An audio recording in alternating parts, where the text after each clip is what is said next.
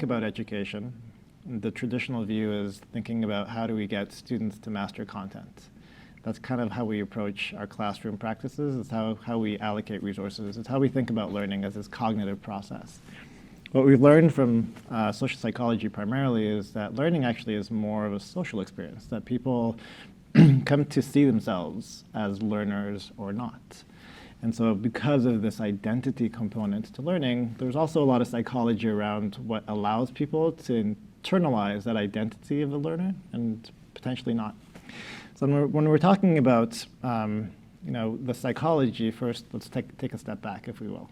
Why do we care about psychology in education? Again, as I mentioned, the traditional view is that learning is this content mastery thing. But increasingly, the data is showing that these non-cognitive factors, these psychological experiences, do predict whether students do engage and how well they perform and how much they see themselves as adaptive learners.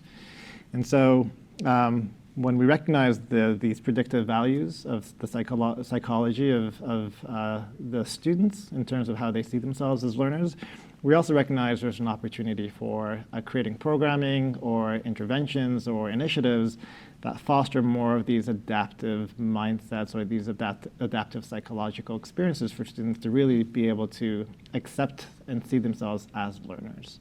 That's the core of what a lot of the research that I reflect on and try to represent is understanding what are these psychological experiences that from the student's perspective allows them to see themselves as learners or not.